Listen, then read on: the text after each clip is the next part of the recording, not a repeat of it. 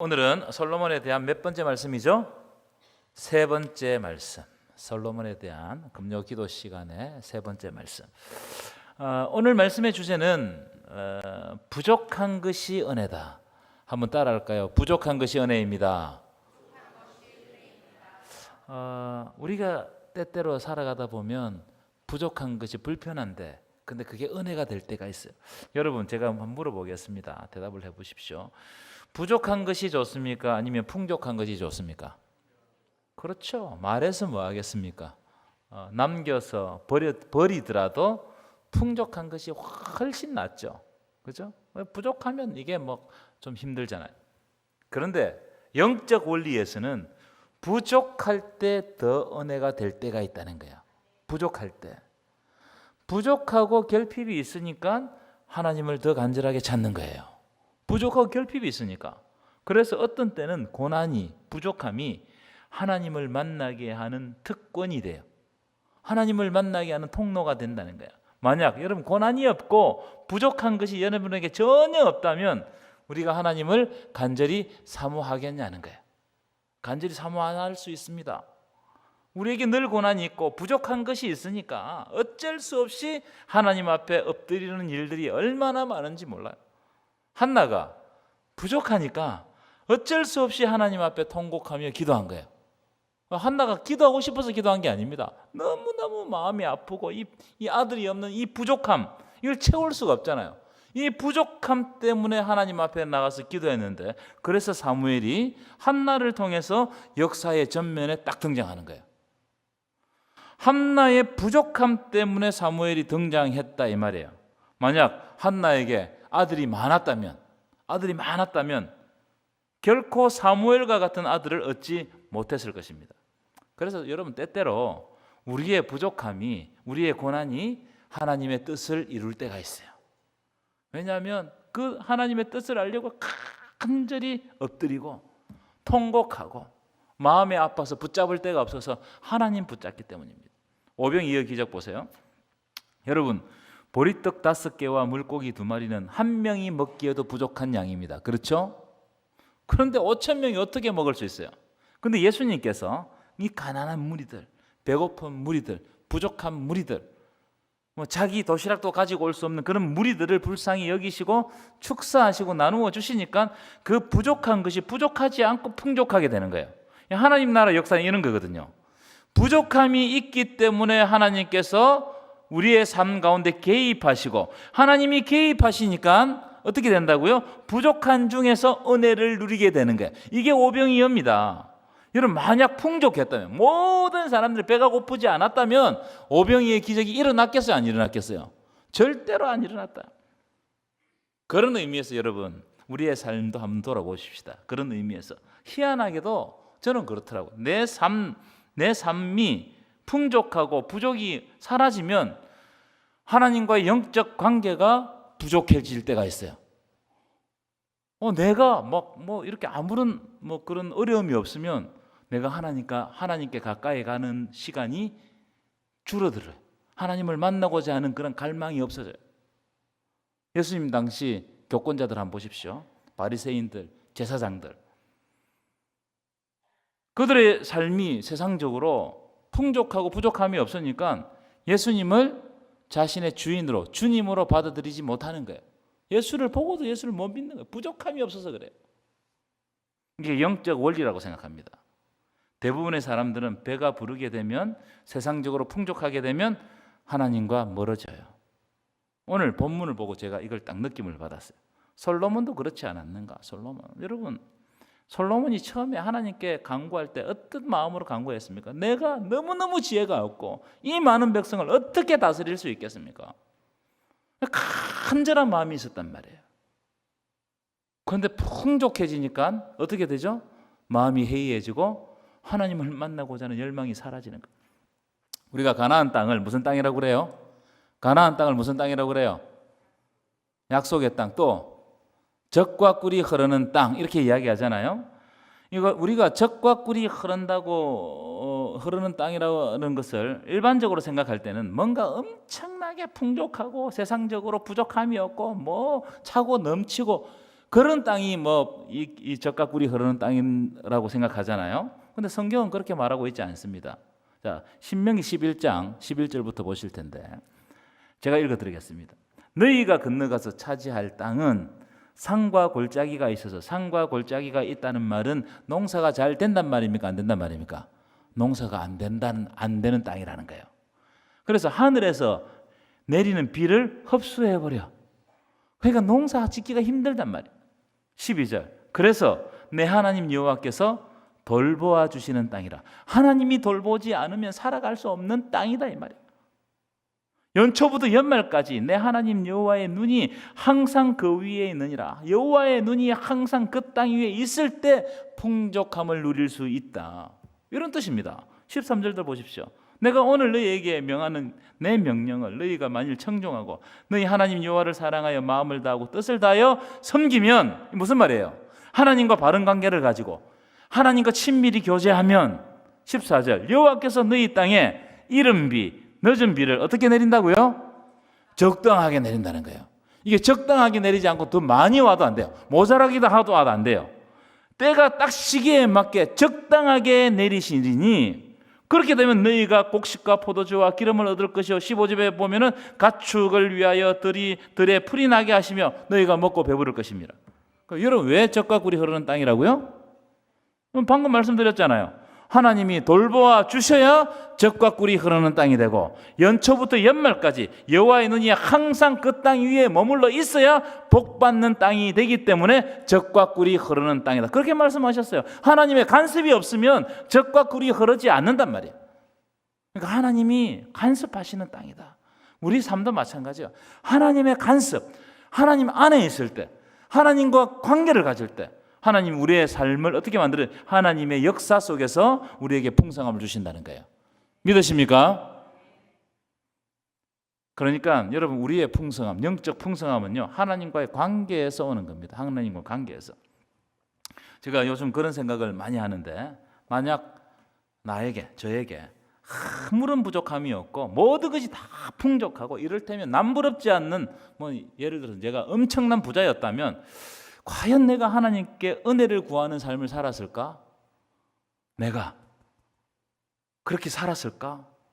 그렇지 않았을 것 같아요. 그래요.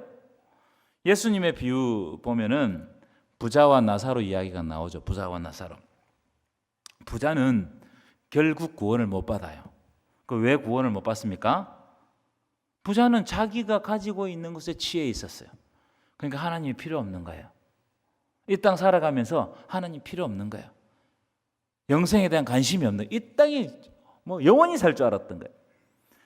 하지만 거지 나사로는 아브라함의 품에 안겼다고 말씀이 기록하고 있어요. 왜냐하면 이 거지 나사로는 하나님의 은혜가 아니면 살아갈 방도가 전혀 없기 때문에, 그래서 거지 나사로는 어쩔 수 없이 하나님과 더 깊은 관계를 맺어서 구원을 받은 거예요. 만약 그렇다면 나사로에게 가난은 엄청난 은혜다 이 말이에요. 그렇죠? 나사로에게 가난은 뭐예요? 하나님을 만나게 하는 놀라운 특권이에요. 어제 큐티반 모임이 있었는데 어제 주제가 뭐였냐면은 고난이 특권이 될 수 있다. 이 말씀으로 우리가 말씀을 나누었습니다. 무슨 말이냐면 사도 바울이 감옥에 갇히는 어려움을 당하거든요. 그러면 이제 감옥에 갇히면 복음을 전하지 못하고 다 끝난다고 생각하잖아요. 그런데 가만히 보니까 그게 아니더라는 거예요. 감옥에 갇히는 이 사건을 통해서 하나님은 어떻게 하시느냐? 복음의 길을 로마에 더 크게, 더 효율적으로 열어가시더라는 거예요. 그래서 우리에게 있는 고난이 아니고 뭐라고요? 특권이라, 특권. 하나님의 복을 만날 수 있는 특권이다. 그 말씀을 묵상하는데 떠오르는 말씀이 있었습니다. 시편 119편 71절, 우리 큰 소리 한번 읽어볼까요? 119편 71절 시작. 고난당하는 것이 내게 유익이라. 이로 말미암아 내가 주의 율례들을 배우게 되었나이다. 아멘이십니까? 주의 율례를 배웠다는 말씀은 하나님의 뜻을 알게 되었다 이 말이에요. 고난이 내게 유익이라. 고난 받기 전에는 하나님의 뜻이 뭔지 정확하게 몰랐는데 고난을 받고 보니까 하나님의 뜻을 정확하게 알게 되었다. 그래서 고난이 내게 유익이라. 고난이 어떤 때는 나에게 특권이 된다는 거예요. 믿으십니까? 자, 우리는 솔로몬에 대해서 이제 살펴보고 있잖아요. 이 솔로몬이 아까도 말씀드렸지만 너무너무 부족해가지고 어린 솔로몬이 지혜가 없었습니다. 그래서 하나님께 지혜를 구했어요. 1,000번제를 드리면서. 그러니까 하나님이 그것을 어여쁘게 보시고 솔로몬이 구하지 않는 부귀와 영화까지 덤으로 주셨습니다. 여러분 잘 보십시오. 이게 다 복이 하나님과의 관계에서 온단 말이에요. 자, 그런데 솔로몬의 말년의 삶에 문제가 생깁니다. 뭐가 문제냐면은 솔로몬이 지혜가 없을 때, 부귀 영화가 없었을 때는 1,000번제를 드릴 정도로 하나님 앞에 겸손했어요. 간절히 하나님을 찾았습니다. 하지만 하나님이 복을 주셨습니다. 우리의 삶에도 복을 주셨습니다. 그리고 지혜가 생기고 여유가 생기고 부귀 영화가 생기고 딱 그렇게 생기니까 솔로몬이 뭘 믿느냐? 하나님을 믿는 게 아니고 자기에게 하나님이 주신 지혜, 부귀 영화 이걸 믿고 하나님을 떠나버리는 거예요. 하나님이 우리에게 복을 주시는 것은 우리가 더 깊은 하나님과의 관계로 나아가게 하기 위해서 마치 윤활유처럼 우리에게 주시는 거거든요. 그런데 그러면 더 하나님께 가까이 가야 되는데 윤활유 믿고 있는 거예요. 이것만 있으면 된다. 그래서 여러분 풍족하다고 다 좋은 게 아닙니다. 세상 풍족함에 취해 살면 하나님을 버리더라는 거예요. 이걸 조금 다르게 이야기하면 솔로몬이 하나님을 더 사랑한 게 아니고 하나님이 주신 것들을 하나님보다 더 사랑함으로 하나님과의 관계가 깨졌다는 거예요. 오늘 이 말씀을 주는 거예요. 이게 우리의 문제입니다. 하나님이 주셨어. 나에게 좋은 것을 주셨어. 근데 그걸 더 사랑하는 거야. 오늘 본문이 그 대목을 지적하고 있잖아요. 몇 가지 솔로몬의 문제를 다루면서 우리가 반면교사 삼기를 원합니다. 첫째, 사랑하지 말아야 할 것을 사랑하면 자기가 감당하지 못할 문제가 생긴다는 거예요. 내가 사랑하지 말아야 될 것을 사랑하면 그건 나중에 내가 감당 못합니다. 1절 한번 보실까요? 1절입니다. 우리 한번 읽어보겠습니다. 시작. 솔로몬 왕이 바로의 딸 외에 이방의 많은 여인을 사랑하였으니 곧 모압과 암몬과 에돔과 시돈과 헨 여인이라. 솔로몬이 누구를 사랑했다고요? 이방 여인을 사랑했다는 거예요. 그래서 3절 보여줘. 3절. 무려 아내가 몇 명이었느냐? 아내가. 우리 남성분들 부러워하지 마십시오. 후궁이 700명이요. 첩이 솔로몬은 지혜로워가지고 다 이 사람들 이름을 알았겠지만 저 같으면 이름도 몰랐을 거예요. 누가 누군지도 몰랐을 겁니다.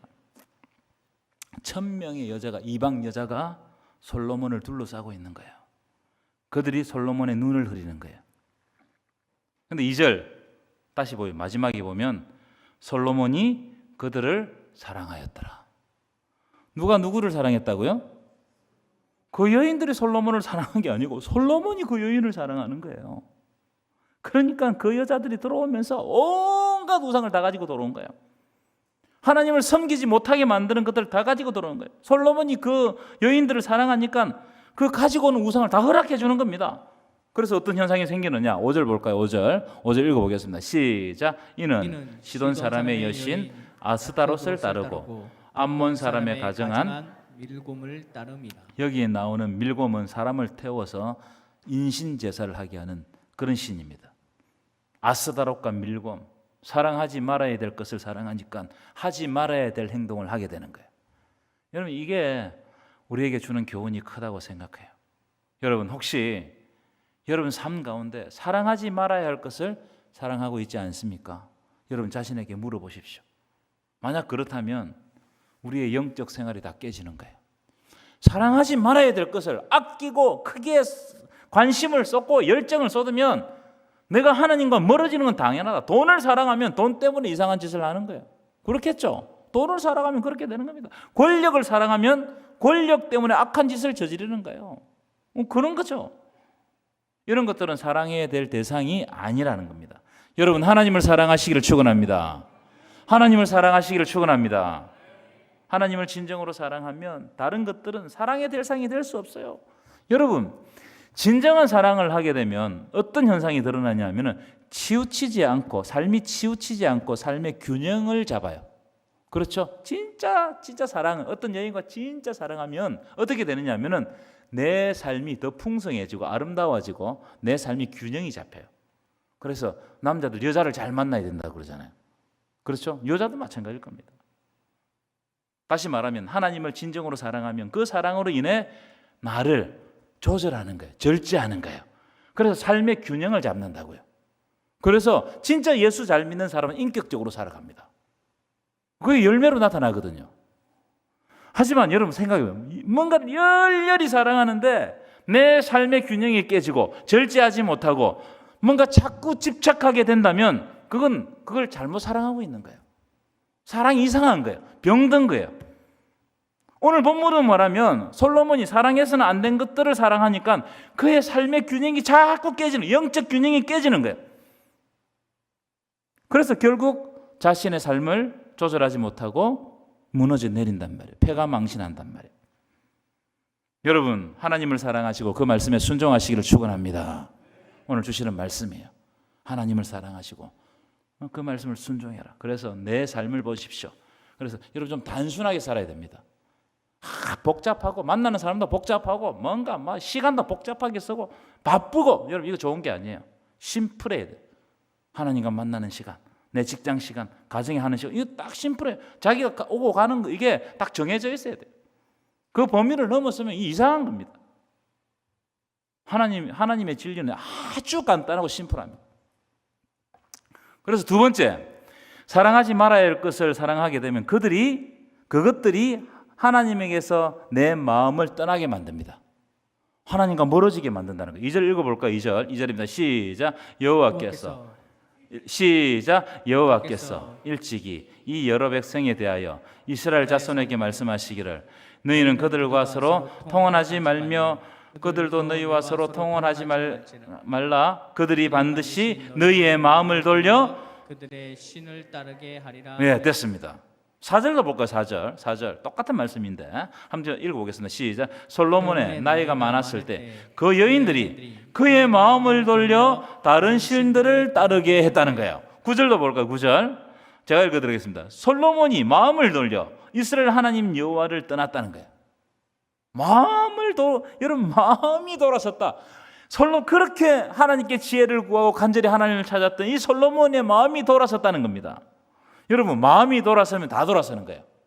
마음이 돌아서면 부부가 살다가 마음이 떠나면 그 빈 껍데기에 불과한 겁니다. 그렇죠? 여러분 사탄은 여러분들을 하나님으로부터 마음이 떠나게 하는 거예요. 사모하는 마음이 없어지게 하는 거예요. 그래서 그냥 왔다 갔다 하는 거예요. 아무런 감각과 아무런 감동이 없게 만드는 거예요. 그리고 다른 데 마음을 쏟게 만드는 겁니다. 오늘 말씀에 의하면 솔로몬이 사랑하지 말아야 할 것들을 사랑하니까 마음이 하나님으로부터 떠나버렸다. 그러니까 어떻게 하느냐? 하나님이 싫어하는 행동을 골라서 하는 거예요. 여러분 어떤 대상을 사랑하게 되면 그 사랑하는 대상이 싫어하는 일을 해요 안 해요? 해요 안 해요? 안 합니다.